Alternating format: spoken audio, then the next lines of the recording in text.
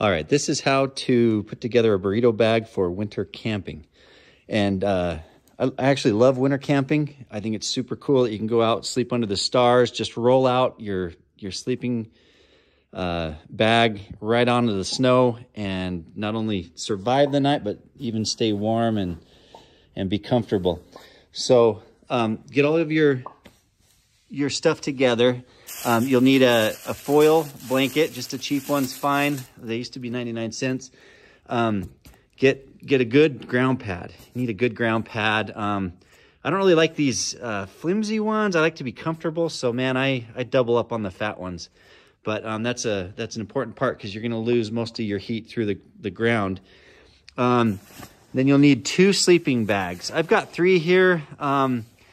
Make sure that they're not like warm weather bags. So try to get like 20-degree rated or below sleeping bags. And the mummy bags are actually really good. I don't really like them. I probably won't use a mummy bag, but they, because they're kind of tight and I like to sprawl out, but they keep you warmer for sure. Because there's not all those air pockets, and those air pockets get cold. And then you'll need like probably a couple, like 1 blanket. It's probably enough. And then get your mattress bag. And you can buy these at Home Depot or Amazon. They're just like a queen size bag. Don't get them too small because then you can't really maneuver in them very well. They can get really tight. So how you put this together, Gage, why don't you film for a second? Okay. So first of all, take the foil blanket. This is going to go on bottom. So just spread it out like this. All right, and then get your ground pad. Again, these like thin ones, I'm not a big fan of. I like to be comfortable when I camp. So I actually take 2 of these big thick ones like this. And they're gonna go next. Just like that, right onto your foam or your foil blanket. Then get your sleeping bags. So you're gonna put one inside the other. And like I say, I like to be able to move around.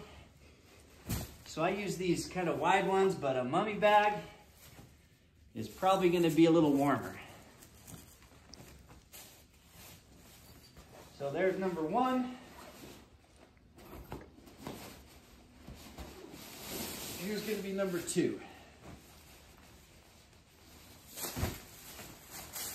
So just put it inside like that. I put the zipper on the wrong side. No big.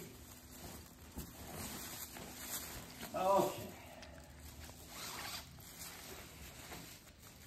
And then I like to grab a blanket or 2. I'm going to throw my pillow in now. These down blankets, they compact really small. I'm going to put 2 in. I like to have like 1 down by my feet to kind of, because my feet are always the coldest part. Yeah. Yeah, so I like to wrap 1, kind of double it up around my feet. Down at the bottom. I'll just get heated socks. Yeah, well, okay, that's a good idea. And then up around the top, since this isn't a mummy bag, you can get some cool air coming in. And so I like to keep one up top too, and just kind of bundle it around my neck or wherever I happen to get cold, if I get cold. We've had like 24 boys in minus 20 degree in these burrito bags at Schofield one year, and they all said they were warm. So don't worry, moms. They're going to be okay. Is that where we went, Dad? I don't think you went on that one. Where? Ice fishing? So there's my knee pillow. I'm a side sleeper, big time. Okay, so that's really it. And then Gage was saying hand warmers. We used to do like 2-liter bottles filled with boiling water. Mm-hmm. And that would, you could just make that sure the lid was tight. You could put it in there and it would like really heat up the burrito. Yeah, but what if it like cracks? They leak sometimes. You just never know. I had one leak on me once and it was a terrible experience. Probably like what Gage was saying, is just get some toe warmers or something, shove them in your socks, a couple hand warmers, and you'll be good to go. And then the last step, well, this is it. It's this simple, but here is the plastic bag. This is a mattress bag, and you can get these at Home Depot, like I say. Amazon, I think, had one for 10 bucks. They don't have to be very sturdy. In fact, you don't want to spend a lot because we're gonna put a hole down in the bottom of it. You see that? Just a little hole. And that's so when we're rolling it up, all the air will be able to come out. And then I need two people to kind of do this part. But we're just gonna put all of it inside the plastic bag. Then we're gonna roll it up as tight. Here. So well should I? What are you doing? Put this. It's all right. I'll finish it. And we're just going to roll this up as tight as we can. Start up at the head. That's where you're going to start to roll. Roll it as tight as you can, so because they get really big. And they can be a little hard to fit in trucks and stuff when you get so many. We'll probably be fine. And then the last step is to tie it up really good. Try to tie it really good because when we're loading these things, they're big and bulky, and a lot of times they come apart. But that's it. If you have any questions or you need any equipment, don't hesitate to ask. Okay, here is the burrito.